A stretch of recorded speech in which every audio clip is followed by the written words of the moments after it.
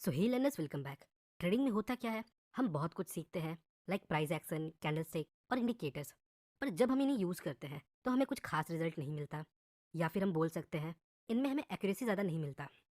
Trend line की accuracy कम है, moving average की एक्यूरेसी कम है, और इंडिकेटर्स की एक्यूरेसी ऐसे ही कम है। तो हम ऐसा क्या करें जिससे हम अपने विनिंग के ऑड्स बढ़ा सकते हैं? तो अब ट्रेडिंग में एक कॉन्सेप्ट सामने आता है जिसे हम कॉन्फिडेंस ट्रेडिंग बोलते हैं। क्या है ये कॉन्फिडेंस ट्रेडिंग, क्या इसके बेनिफिट्स है, हमें इसे क्यों यूज़ करना चाहिए और कैसे यूज़ करना चाहिए? तो आज के वीडियो में यही सब, वीडियो को एंड तक ज़रूर देखें। और अगर आप मेरे सब्सक्राइबर हो तो वीडियो को एक लाइक ज़रूर करें, और जो लोग न्यू है वो वीडियो को एंड में लाइक करें अगर वीडियो अच्छा लगे तो। First of all, what is confidence trading? Confidence trading is when you combine more than one trading technique और analysis to increase your odds of winning. मतलब जब आप ट्रेडिंग के एक से ज़्यादा टेक्निक्स को यूज़ करके एक ट्रेड को आइडेंटिफाई करते हो तो उसे हम कॉन्फिडेंस ट्रेडिंग बोलते हैं। थोड़ा और सिंपल वे में समझते हैं। देखिए, ट्रेडिंग के बहुत से टेक्निक्स है। कोई कैंडलस्टिक पे ट्रेड करता है, कोई प्राइस एक्शन पे ट्रेड करता है, कोई इंडिकेटर्स पे ट्रेड करता है।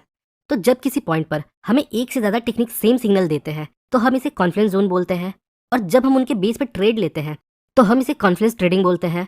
फॉर एग्जाम्पल, कोई ऐसा लोकेशन जहां हमें मूविंग एवरेज भी बाई करने को बोल रहा है, प्राइस एक्शन भी बाई करने को बोल रहा है, और कैंडलस्टिक भी बाई करने को बोल रहा है, तो ऐसे एरिया को हम कॉन्फ्लुएंस एरिया बोलेंगे। और जब हम इन मल्टीपल सिग्नल्स के बेस पर ट्रेड एग्जीक्यूट करेंगे तो इसे हम कॉन्फ्लुएंस ट्रेडिंग बोलेंगे। पर इसका मतलब ये बिल्कुल नहीं है आपने 3-4 इंडिकेटर चार्ट पर लगा दिया और सारे सेम सिग्नल दे रहे हैं और आप ट्रेड ले रहे हो। ऐसा बिल्कुल नहीं है। मैं यहाँ मल्टीपल ट्रेडिंग टेक्निक्स की बात कर रहा हूँ, ना कि मल्टीपल इंडिकेटर्स की। तो जब मल्टीपल ट्रेडिंग टेक्निक्स हमें सेम सिग्नल देते हैं तो इससे हमारे विनिंग के ऑड्स कैसे इंक्रीज होते हैं, आइए समझते हैं। देखिए, मान लेते हैं यहाँ हमें एक कॉन्फ्लुएंस जोन मिलता है, हमें मूविंग एवरेज का सपोर्ट है, प्राइस एक्शन भी बाइंग इंडिकेशन दे रहा है, और यहाँ हमारे पास एक बुलिश कैंडलस्टिक भी है। इसका मतलब यहाँ 3 टाइप के ट्रेडर है जिनका नज़र इस एरिया पे है। यहाँ इंडिकेटर यूज़ करने वाले ट्रेडर भी हैं, यहाँ प्राइस एक्शन यूज़ करने वाले ट्रेडर भी हैं, और साथ ही साथ जो ट्रेडर कैंडलस्टिक के बेस पे ट्रेड लेते हैं वो भी यहाँ पे अपना नज़र रखे हैं। तो जब सबको यहाँ सेम सिग्नल मिल रहा है तो सब यहाँ बाई करेंगे, जिससे यहाँ एक अच्छा मोमेंटम क्रिएट होगा और जिससे हमारे विनिंग के ऑड्स बढ़ जाते हैं। क्योंकि ये सेम चार्ट सभी लोगों को दिख रहा होगा, और अभी जो प्राइस एक्शन क्रिएट हो रहा है, इंडिकेटर्स का जो सपोर्ट मिल रहा है, और कैंडलस्टिक का जो सपोर्ट मिल रहा है, वो सभी को दिख रहा होगा। तो डिफरेंट काइंड ऑफ ट्रेडर जब सेम प्लेस पर सेम इंटरेस्ट दिखाते हैं तो हमें एक मोमेंटम देखने को मिलता है। इसके पीछे बस यही एक सिंपल सा लॉजिक है। तो अब तक हमने देखा कॉन्फ्लुएंस ट्रेडिंग क्या होता है, इसका बेनिफिट, इसके पीछे का लॉजिक, और कॉन्फ्लुएंस जोन क्या होता है। नाउ अब बात करते हैं कॉम्बिनेशन ऑफ टेक्निक्स, मतलब हम किन किन टेक्निक्स को कंबाइन करके कॉन्फ्लुएंस ट्रेड ले सकते हैं। तो हम इसके लिए moving average, Fibonacci, price action, bullish और बेरिश कैंडलस्टिक और डाइवर्जेंस का यूज करेंगे। तो आइए डायरेक्ट एग्जांपल से स्टार्ट करते हैं ताकि आपको ज्यादा समझ आए और आपका ज्यादा टाइम वेस्ट ना हो। पहले सिंपल एग्जांपल देखते हैं। यहाँ देखिए, हमारे सामने हमारा पहला चार्ट है, और यहाँ चार्ट पर 50 पीरियड ईएमए अप्लाइड है, मतलब एक्सपोनेंशियल मूविंग एवरेज। अब आप लोग पूछोगे 50 पीरियड का मूविंग एवरेज ही क्यों? तो इसका आंसर है, हमें ऐसे टेक्निक और इंडिकेटर का यूज करना है जो मास लेवल पर यूज होता हो, मतलब जिसे ज्यादा लोग यूज करते हैं। तो मोस्टली लोग 50 पीरियड का मूविंग एवरेज देखते हैं। मतलब अगर 50 पीरियड मूविंग एवरेज में हमें कोई सिग्नल मिलता है तो इस पर ज्यादा लोगों की नजर होगी। नेक्स्ट पॉइंट, हमें ईएमए यूज करना है या एसएमए? तो आप दोनों में से कोई भी यूज कर सकते हो, इनमें कुछ ज्यादा फर्क नहीं होता है। तो यहाँ देखिए, चार्ट पर 50 पीरियड ईएमए अप्लाइड है और प्राइस अभी अपने प्रीवियस रेजिस्टेंस को ब्रेक कर चुका है। नाउ अभी हमें कोई ट्रेड नहीं लेना, हम इसके रीटेस्ट का वेट करेंगे। नेक्स्ट, यहाँ देखिए, प्राइस अपने प्रीवियस लेवल पर आता है और एक बुलिश कैंडल फॉर्म करता है। अब देखिए, एट द सेम लेवल हमें प्राइस एक्शन का भी सपोर्ट है और मूविंग एवरेज का भी सपोर्ट है।